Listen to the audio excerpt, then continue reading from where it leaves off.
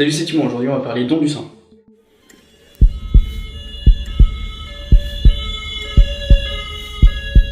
En 1914, le premier à être sauvé en France par une transfusion, c'est le caporal Henri Legrain. Il est décédé très tardivement, hein. Il est décédé le 22 janvier 1987. Donc aujourd'hui, il y a près de 2 millions de transfusions qui sont faites par an en France, pour 500 000 personnes. Donc vous imaginez, en 100 ans, on passe de une personne sauvée à 500 000 personnes qui en ont besoin. Il faut savoir que les globules rouges ne se conservent pas, le sang ne se conserve pas, les globules rouges meurent au bout de 42 jours. Pour les contre-indications, donc, il faut peser plus de 50 kg. Si on pèse moins de 50 kg, c'est pas possible de donner son sang. Aujourd'hui en France, on va pouvoir donner son sang entre 18 et 70 ans. Les femmes enceintes aussi, vous n'avez pas le droit de donner votre sang, c'est pour votre bien, c'est pour le bien du bébé. Donc voilà.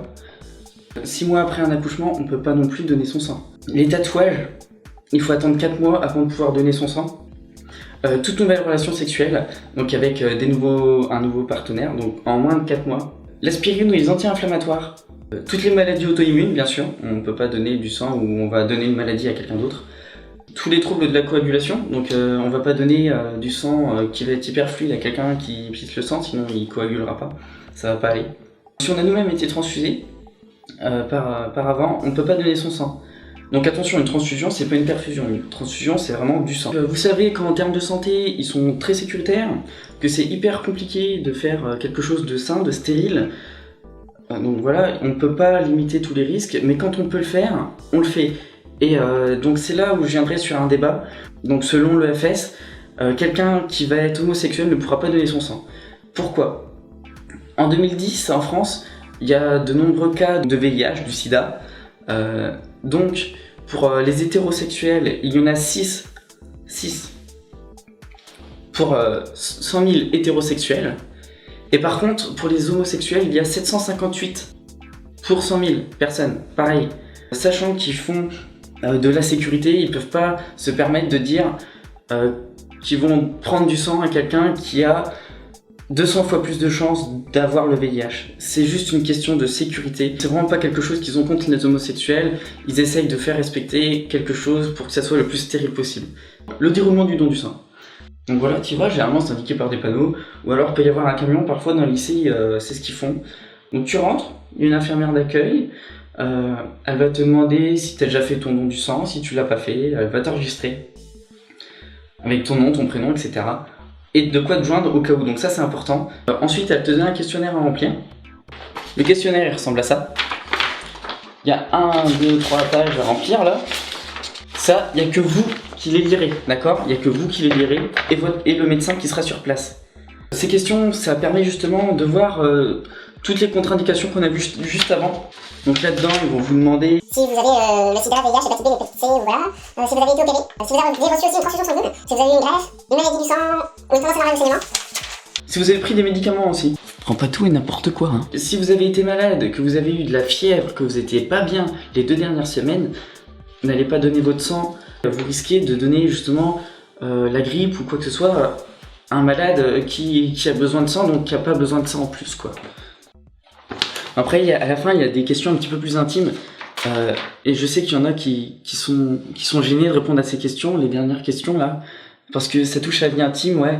Mais en même temps, faut savoir, je vous le rappelle, hein, c'est anonyme. Votre nom, il sera pas sur la poche, il y aura personne qui va vous juger, d'accord ? Vous faites quelque chose de bien en allant vous donner votre sang.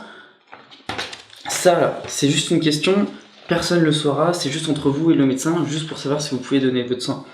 Il s'en fiche de votre vie privée, hein. Il s'en fout lui. Ce qu'il veut, c'est sauver des vies, ce qu'il veut, c'est du sang, quoi. D'ailleurs, le médecin, il est soumis aussi au secret médical, hein, comme tous les autres médecins. Après l'entretien avec le médecin, on va te faire patienter. Et là, donc, ça peut être 10 minutes, un quart d'heure. Moi, je sais que j'ai attendu 10 minutes la dernière fois. Ensuite, une infirmière qui va venir, qui va t'appeler. Elle va t'installer dans un fauteuil-lit, où en fait, t'as ton bras qui est tendu. Donc, tu tends ton bras, qu'elle te pose, là, voilà, t'es assis. Comme une prise de sang. Hein. Elle met le garrot, elle cherche la veine, elle désinfecte. Ensuite, elle pique. Et bien sûr, il faut bien piquer. C'est le bon moment, ça. Donc moi personnellement je regarde pas, hein, parce que j'aime pas, je préfère être de l'autre côté de la piqûre. comme beaucoup de monde je pense. Par le système de tuyaux, donc ça part dans les poches et il y a aussi un petit bout qui permet de prélever des petits tubes de sang qu'elle enverra au laboratoire. Donc ces petits tubes de sang c'est très important. C'est pour vérifier s'il y a des maladies ou pas, ou quoi que ce soit dans le sang qu'on ne saurait pas et qui interdirait du coup la transfusion. Donc une fois que c'est bon, le sang part dans la poche et donc cette poche est sur un agitateur. Et pourquoi cet agitateur s'agite? En fait c'est tout bête, c'est parce que dedans il y a un anticoagulant, donc pour éviter que le sang coagule et ne devienne un bloc en fait, et ne soit inexploitable. Donc il y a un anticoagulant et ça permet juste de faire le mélange entre le sang qui arrive et le coagulant qui est déjà dedans. Donc voilà, c'est juste ça. Donc le temps que le sang parte dans la poche, ça dure 15 à 20 minutes. Ensuite, donc c'est comme une prise de sang, elle retire la piqûre, elle pose une compresse qu'on va garder 5 minutes, et puis voilà. Du coup, c'est à ce moment-là, c'est au moment de se relever que les gens généralement ils se sentent pas bien. Il y avait du sang avant, il y avait plus de sang que maintenant, et du coup, en fait, c'est le temps que l'organisme se réhabitue, voilà. Donc ça crée une chute de tension, et c'est ça en fait, c'est juste pour ça qu'on devient pâle.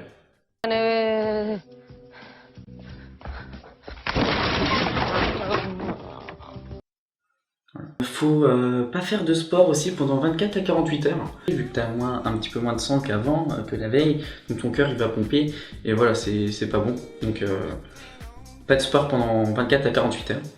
C'est pour ça qu'après il y a un petit goûter, un petit déjeuner, enfin ça dépend à quelle heure vous arrivez. La dernière fois, moi j'ai eu le droit à des gaufres, pain au chocolat, des gaufres qui venaient d'être faites, hein, pas la gaufre toute pourrie du fond de carton. Hein. Du chocolat chaud, il y avait des sodas, il y avait... Voilà, c'est vraiment... c'est généreux quoi. Donc après tu t'en vas avec un petit sentiment de fierté. Hein. Un mois après avoir donné ton sang à peu près, tu reçois ta carte de groupe sanguin chez toi qui t'envoie, hein, ça ressemble à ça. Comme une carte en fait d'élection. Voilà. Donc moi je suis au plus, comme tu le sais. Et aussi une invitation à redonner ton sang donc après. Donc en fait, entre 2 dons du sang, il faut attendre au minimum 8 semaines. Suivi du sang. Donc le suivi du sang, alors c'est quoi le parcours entre le don du sang et puis le mec qui se fait transfuser à l'hôpital? À l'arrivée, la secrétaire elle t'a demandé ton nom, faire un numéro de dossier, etc. Donc ce dossier, il va porter un numéro. Et c'est comme un code barre en fait, ça rend anonyme le donneur, mais ça le rend traçable. Donc en fait, tu deviens un numéro.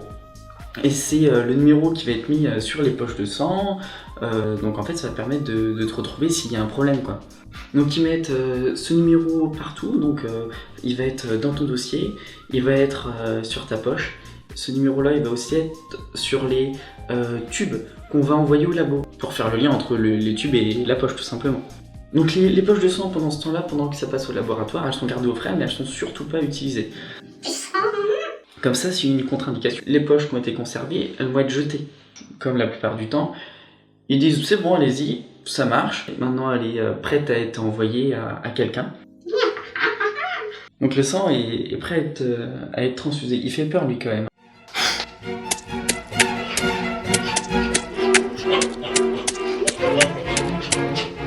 Donc après m'être fait agresser par mon agresseur, j'ai besoin d'une transfusion rapidement. Sinon je vais mourir. Pour ça, l'hôpital va commander du sang à l'EFS. Il n'y a pas de stock de sang dans les hôpitaux, sachant que le sang ne peut être conservé que 6 heures après la sortie de l'EFS. Si un hôpital commande du sang, c'est qu'il va être utilisé dans les heures qui suivent. Elle vérifie le groupe sanguin du donneur et du receveur. Donc le sang qui est dans la poche quoi. Donc il y a différents groupes, A, B, AB et O.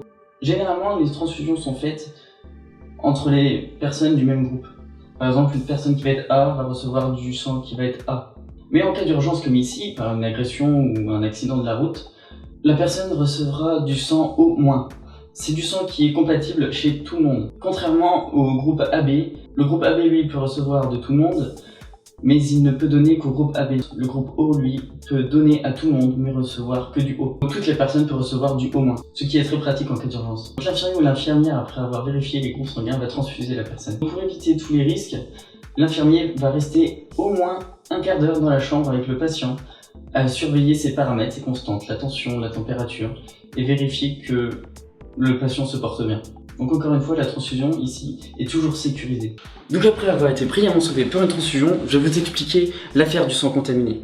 Donc cette affaire du sang contaminé a commencé de l'année 1980 jusqu'à l'année 1985. Donc pour vous resituer un petit peu, on a découvert le sida dans les années 1983. Donc on connaissait pas encore le mode de transmission du sida, puis bon, on pensait que seuls les homosexuels pouvaient être atteints du sida. Donc ça veut dire que les personnes donnaient leur sang alors qu'elles savaient même pas qu'elles étaient atteintes de la maladie. Ou ça pouvait être du sida ou d'autres maladies comme l'hépatite C ou l'hépatite B, tout le reste. Il faut savoir qu'on peut être porteur du sida tout en étant un porteur sain. Donc c'est-à-dire que on a la maladie, elle est dans notre sang, mais on ne va pas la déclarer. On peut avoir le sida sans le savoir. C'est pour ça qu'il est très important aussi de se faire dépister régulièrement. Donc le sida, ça fera partie sûrement d'un prochain épisode, je sais pas. Et dans ces années-là, les contrôles étaient faibles ou inexistants. Donc on transfusait des personnes avec du sang qui n'était pas forcément sain. Le receveur, lui, il pouvait recevoir le sida, une hépatite, le paludisme, etc. par le biais justement de cette poche de sang parce que les contrôles n'étaient pas faits dans les règles de l'art. C'est qu'après, quand on a connu les modes de transmission du sida, il y a eu pas mal de recherches de faites. Du coup, aujourd'hui, les contrôles sont faits justement par le biais déjà du questionnaire, qui sont faits ensuite par des questions du médecin. Bon, ça, c'est la prévention. Et aussi, ça va être fait par l'EFS, par le biais justement des laboratoires, etc. Pour résumer, le don du sang, c'est perdre 30 minutes de sa vie pour faire gagner 30 années à quelqu'un d'autre. Donc toi, si t'as déjà donné ton sang, si t'as même reçu du sang, ou si quelqu'un que tu connais a reçu une transfusion et qu'il a été sauvé grâce à ça, tu peux réagir, tu peux poster un commentaire, tu peux t'intéresser, tu peux nous apporter des compléments, tu peux même contredire, tu peux... Commente. J'en peux plus. Il fait trop chaud.